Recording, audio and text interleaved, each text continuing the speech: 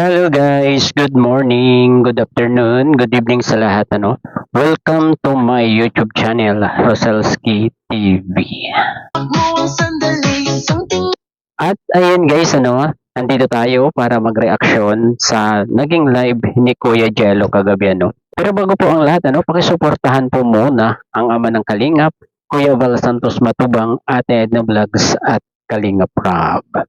At ayun na nga guys, at start na po tayo sa pakinig kay Kuya Jello Tingnan natin kung ano yung ikinoment ng isang commenters doon sa kanyang live Ito po, panoorin na po natin si Kuya Jello.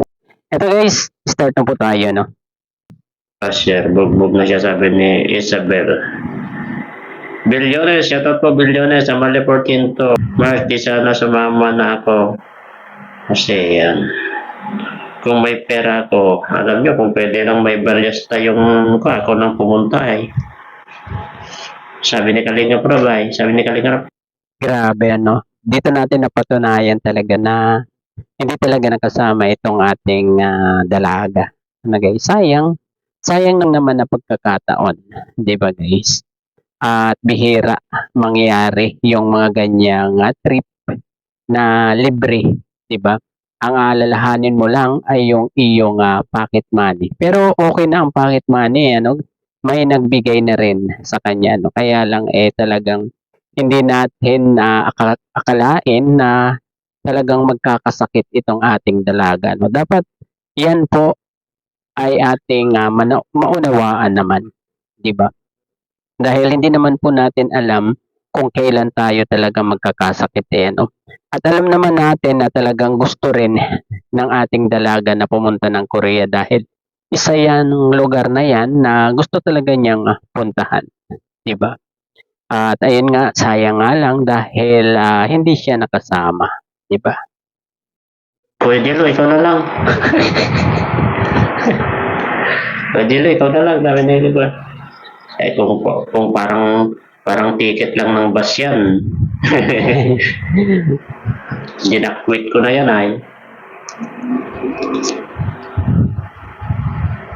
Rod Enriquez, magandang gabi po Kalingap Jello at hindi may focus na lang si Kalingap Edo.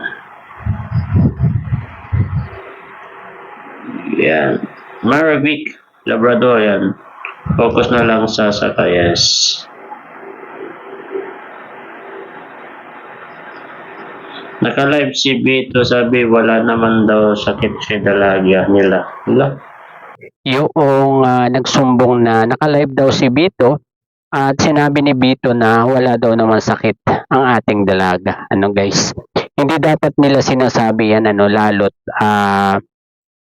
nasabi na ni Kalingap Rob sa vlog niya na kaya hindi nakasama itong ating dalaga ay gawa ng may sakit na hindi inaasahang magkaroon siya ng sakit nung araw na paalis na sila guys, kaya dapat hindi nila sinasabi na ganun, 'di ba? Talagang baka mabash talaga itong ating dalaga dito kung ganun ang sasabihin nila guys, lumalabas na sinungaling si Kalingap Rob, 'di ba? Kasi sabi ni Kalingap Rob ay may sakit tapos sasabihin nila wala daw namang sakit. Guys. At idiretso po natin kung ano pa yung mga sasabihin ni Kuya Jello dito. Totoo ba 'yan? Kapag ganyan na naman ang sinasabi nila Tita Katerot, ano nangyari dyan? Hindi pinapahamak nila yung tao. Ayun, tama. 'Di ba? Tama naman yung sinabi ni Kuya Jello. Parang pinapahamak nila ang ating dalaga diyan, Parang mababash na naman itong ating dalaga, 'di ba? Anong iisipin ng iba na nagdadahilan? Nagdadahilan lang itong ating dalaga kaya hindi nakapunta. Parang ayaw niya sumama talaga, ganon. Kaya guys, parang mali yung sinabi ni Bito na yun sa live niya. 'Di ba? Huwag nila ganon. Huwag sila ganon. Mag-focus ng basing kapag ganyan yung mga sinasabi nila. Ayan guys ha, pakinig na pakinig natin ano yung mga sinasabi ni Kuya Jello dito. Diretso pa po natin. Kung totoo yan sinasabi mo, Tita Kate Rose Pascual. Natawa ko sa iyo, Jello, sabi ni Ma'am Jen Londoners. Bakit Ma'am Jen? At tatlong love your guys at palitan no, pwede ibigay sa iba, hirap din kaya kumuha ng visa dito minsan may na deny pa. Hirap talaga mga Len Beckemers. Hindi po basta-basta makakakuha ng visa. Kapag binigyan ka ng visa sa isang ibig sabihin malinis yung kamo, wala kang ka-record-record.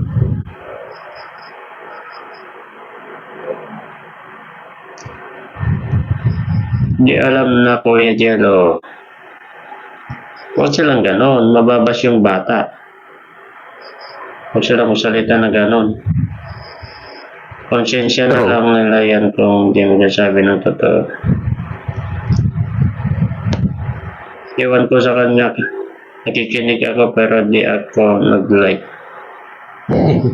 Good evening niya, hindi na magyan. Shout out po sa lahat. Hirap kumuha ng visa ngayon kaya nabuo yung katanta ng sabi 19 ng visa. Ayun nga ano, 'di ba? Totoo 'yan. Napakahirap kumuha ng visa ngayon, ano? Lalo't ganyan, 'di ba? Tapos ayun ano, sayang talaga ano, na kami tayo yung nanghihinayang ano sa hindi pagsama ng ating dalaga ano. Kaya lang ay talagang hindi natin talaga gusto ano, wala namang may gusto na magkaroon talaga ng masamang karamdaman itong ating dalaga no. Kaya kailangan lang natin siyang ano intindihin, 'di ba? At alam naman natin ano kahit si Kalingap Rab ay masama rin yung pakiramdam ano si Kalingap Edo ganun din ano dahil parang si Kalingap Rab daw nga parang inatake ano nung kanyang tawag dito allergy, 'di ba? Kaya kung ganun ano, kung tumuloy man ano ay hindi rin mag-i-enjoy sa kanilang travel, 'di ba? Kaya konting ano lang guys to, konting unawa dito sa ating dalaga. Ano? Huwag nating i-bash itong ating dalaga kasi wala namang may gusto na mangyari yung kanyang pagkakasakit, 'di ba? Sa halip ay ipag-pray na lang natin ano yung kanyang mabilisang paggaling, 'di ba? Paano kung totoo naman Jello na walang sakit talaga at para tanggalin ang kaling ay bahala sila doon. Decision nila yun mga Jen Londoners. Pero napapahamak yung bata kapag gano'n ang ginawa nila. Kung totoo man. Tama, 'di ba? Tama, mapapahamak talaga ang dalaga diyan. Ano kung totoong wala nga sakit, 'di ba? Kasi parang ipapalapa nila ano sa bashers 'yon, ano. Hindi lahat pare-pareho ang iniisip ng mga viewers, 'di ba? Yung iba makitid ang utak, ano guys. Yung iba, oo, maiintindihan 'yon dahil ayun nga, 'di ba? Pero yung iba hindi talaga. Hindi pare-pareho ang utak ng tao, 'di ba? Business trip yun. Pinuntan nila yun. Di ba? Hindi nga ni, Ma'am Beverly Reyes. Hindi nga ni.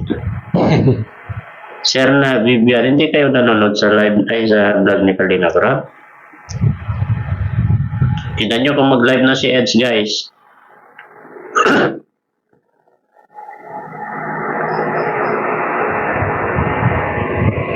Kuya Jello, mag-TNT ka dyan sa Korea. TNT ako dito, guys. Sa totoo lang po, yung kapitbahay ko sa Cagayan, tagal na yun. Ilang years na yun, guys. Kailan pa nung ka? Nasa ibang bansa pa ako noon lang, no? Pag ako'y napunta ng Korea, mag-TNT ako. Ilan na yun? Guys, batamsak po tayo. Ang pagkaalam ko, Kasi 2008 nag-abroad ako.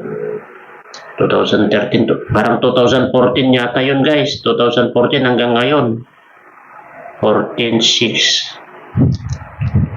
Baka hindi lang 12 years yun guys. Ang tagal na yun. Dalaga na yung anak niya eh. Tingnan nyo guys kapag mag-live na si Eds guys ha. Baby Libra. Huwag mo na panoorin yung dalawang. Flip Gum. Losing subscriber daily. It isn't easy but I'm learning to keep going. Enjoy every step. Oy, Flip Gang 8. How are you? Flip Gang 8. Yan. Tita Edna Domingo, may galay shout out. Jogi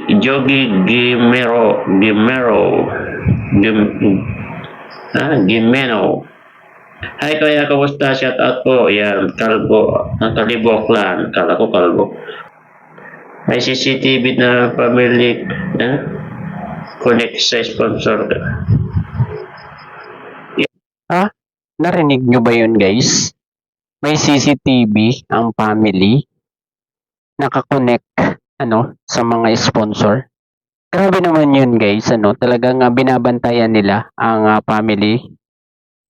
Grabe naman yan guys. Ngayon ko lang nalaman na ganito pala sila dito sa family ng ating dalaga. Tama pa ba yung kanilang ginagawa guys?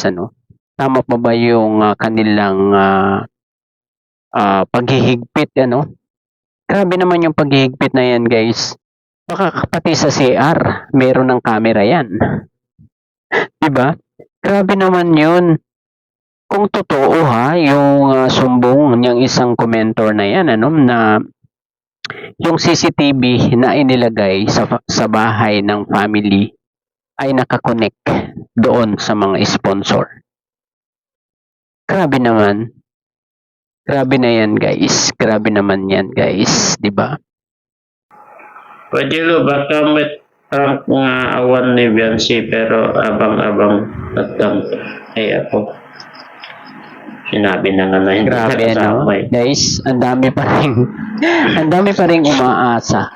'Di ba? Ganyan talaga sila kasulit sa Hindi naman po lahat ng ko i-prank po yung vlog ni Kalingap Prab. Sinabi na nga doon.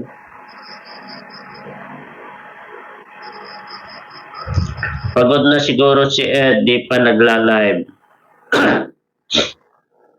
Tita Rose Babaran, Tita Galapay, ang kulit nyo. Sir Alvin Kunanan, yan, Flip Gang 08. Galing kasi sila sa Lotte World, malaki din yon. Mas maganda umalis na lang event sa Kalingap, sabi ni Amalia Portinto, yan, Mary Ann Vidal, may sakit nga ni Kuno.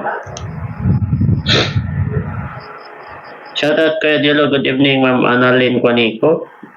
Normita Dos Santos. Yan, Dos Santos, nakauwi ka na pala. Kala ko 3 linggo pa rin doon.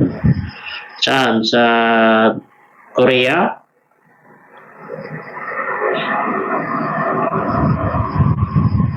Sabi ko, Kuya Rab, may sakit si Dalaga.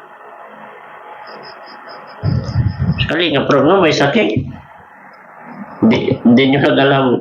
May sakit yun guys, si Kalingap Prab. Sakit siya eh. Kasi, buti pa nga, hindi kami natuluyan din kay Edo guys eh.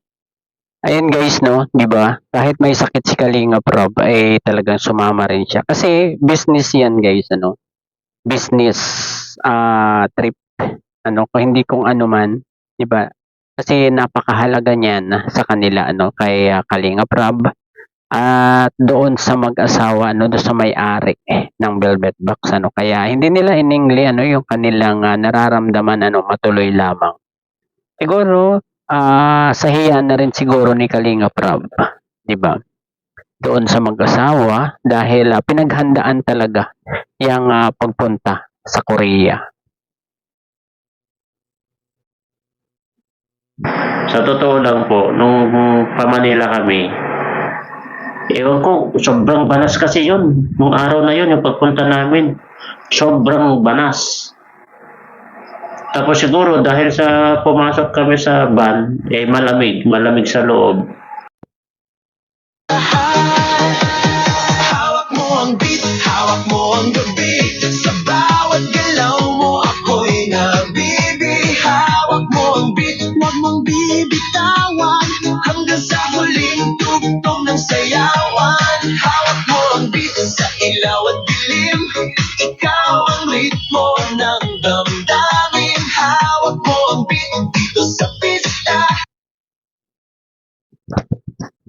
Ayan guys, nag-live na si Kalingap Edo dyan, kaya naputol na ang pag-live ni Kuya Jello, Siguro ay hanggang dito na lamang po, ang ating konting pagre-reaction dito sa naging live ni Kuya Jello, talagang tama, tama ang kanyang mga sinasabi dito, na talagang sila rin, yung nagpapahamak sa ating dalaga, sa kanilang mga sinasabi, diba? Ikaw ang dahilan bakit sumisigla.